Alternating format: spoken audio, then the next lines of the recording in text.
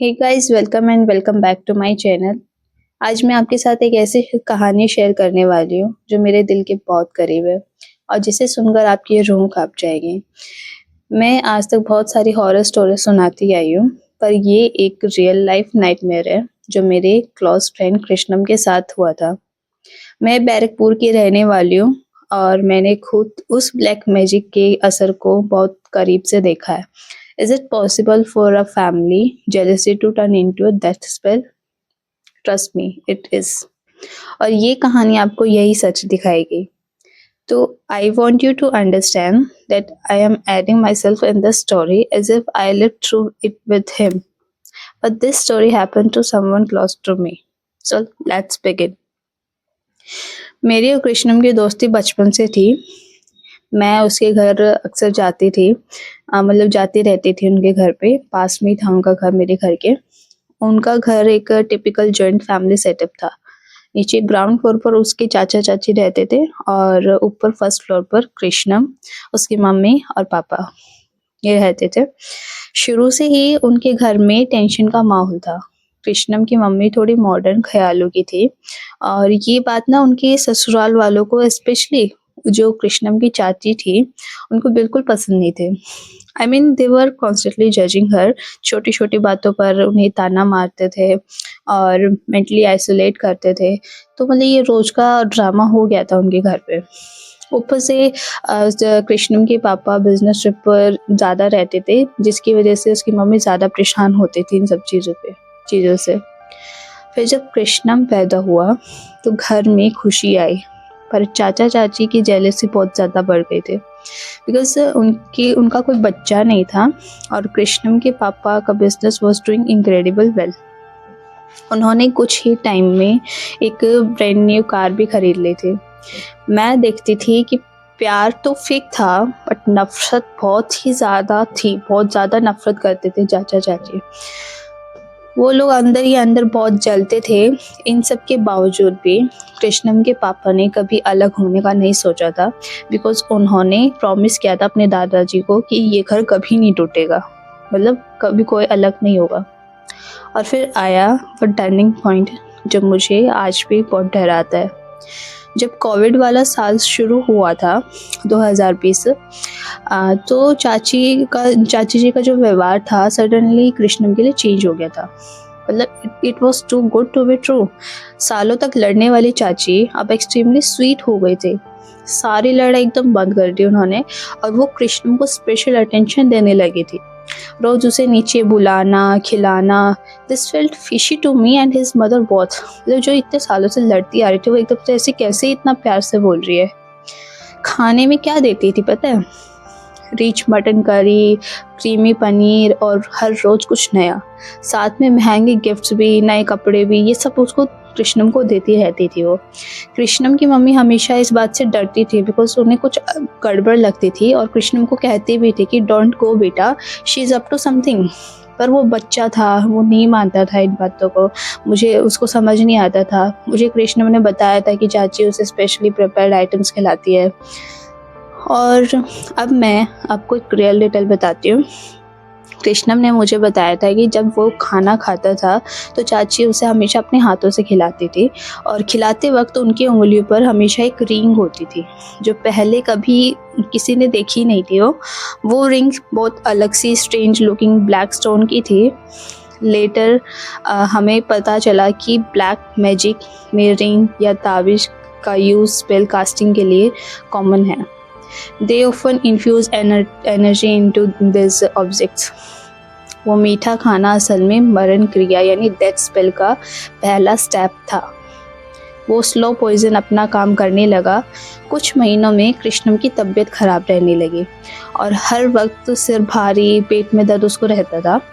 फिर आई bloody vomiting की problem. It was unbearable for Krishnam. Doctors ने बहुत ट्राई किया पर उनके टेस्ट वॉज यूजलेस।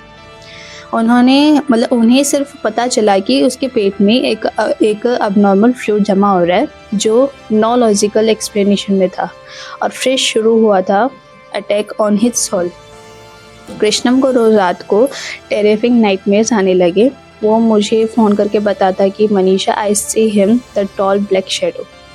उस हिसाब से 8 फुट लंबे साई ने उसे सपने में फिजिकल टॉर्चर करा and the bodily x were real when he walk up, imaging being bitten in your sleep and feeling the pain when you are awake. It was pure evil. उसकी mummy पर भी असर हुआ, नींद में manic laughter, गालियाँ। She was going through a psychic breakdown. ऊपर से उसके पापा का स्लो कॉग्निटिव डिक्लाइन। एक दिन वो कपड़े पहनकर बाहर चले गए एंड वापस आके वो उन्हीं कपड़ों को ढूंढ रहे थे अलमारी में। दे वर बीइंग सिस्टमेटिकली डिस्ट्रॉयड। और फिर वो दिन आया जिसने सब कुछ तोड़ दिया। कृष्णम को एक सपना आता है कि उसकी मम्मी अकेली डेजर्ट में, रेगिस्तान में अपने पापा के साथ है और उसका जो पापा है उसकी मम्मी से धीरे धीरे अकेले दूर जा रहे हैं। It was a warning, a prophecy of their separation. और उसके अगले ही दिन रात को sudden cardiac arrest, he died instantly. मतलब उसके पापा को कार्डिक अरेस्ट आया और ऑन द स्पॉट वो मर गए। Guys, this wasn't natural. एक हेल्दी इंसान का ऐसे अचानक चले जाना, जब उनके फैमिली पर इतने डार्क सिम्टम्स दिख रहे हैं, ये डेथ स्पेल का असर था। It was the ultimate sacrifice demanded by the spell. उसके बाद उनके घर चलाने के लिए उन्हें अपने पापा की लास्ट मेमोरी, आखिरी निशानी को भी, जो उनकी गाड़ी थी जो उन्होंने खरीदी थी, वो बेचनी पड़ी। और इधर चाचा चाची, they were celebrating their wealth, their 2 new cars and the new land they claimed. The contrast was sickening. जब मेडिकल साइंस ने हाथ खड़े कर दिए तो मेरे कहने पर कृष्णम ने अपनी मौसी से हेल्प ली। उन्होंने कोलकाता से हमें गाइड किया। फिर हमें पता चला कि उनके गांव में एक बहुत बड़े और पावरफुल अघोरी बाबा आए हैं, अ ट्रू स्पिरिचुअल वॉरियर। हम सब वहाँ गए। जब बाबा ने हमें देखा तो उन्होंने विदाउट अ सिंगल वर्ड बोल दिया, तुम पर डेथ स्पेल की गई है, मरण क्रिया की गई है, भगवान का शुक्र मनाओ कि तुम यहाँ पहुँच गए। अगले 1 महीने तक द काउंटर रिचुअल चला। It was intense and secret. बाबा ने बताया कि इस स्पेल को काटने के लिए उन्हें इसी स्पिरिट को भोग देना होगा और ये काम घर के मेल मेंबर को यानी कृष्णम को रात में चौराहे पर करना था। वही चौराहा, because it's a point of transition and high energy of spirits. मैं उसके साथ ही बाहर वेट कर रही थी। जब कृष्णा वो भोग देकर वापस आ रहा था, उसने पीछे मुड़कर देखा। उस डेडली चौराहे पर उसने फ्रेंडली उसी लंबे काले साई को देखा था, the one from his dreams, जो उसके सपने में आ रहा था, जो उसे मार रहा था। पर इस बार वो साया धीरे धीरे कम होता जा रहा था और वो साया जो मरण क्रिया थी वो ख़त्म हो गए थे। गाइस, बाबा की कृपा से और कृष्णम की हिम्मत से we got our friend back. आज वो और उसकी मम्मी ठीक है, पर द ट्रॉमा इज़ फॉरएवर। मैं ये स्टोरी अपनी पर्सनल जर्नी बताकर आपको ये समझाना चाहती थी कि काला जादू इज़ नॉट फिक्शन और इसकी जड़ हमेशा ह्यूमन इमोशंस में होती है, जेलसी, हेटर्ड एंड ये लालच वगैरह। तो please be careful of the energy you allow into your home. आपको क्या लगता है, ऐसी बुरी शक्तियों से कैसे बचा जाना चाहिए? Share your thoughts in the comments. अगर आपको मेरी की सच्ची भयानक कहानी पसंद आई तो लाइक करो और चैनल को सब्सक्राइब करना मत भूलना। मैं अगली बार ऐसी ही रियल एंड चिलिंग स्टोरीज लेकर आऊँगी।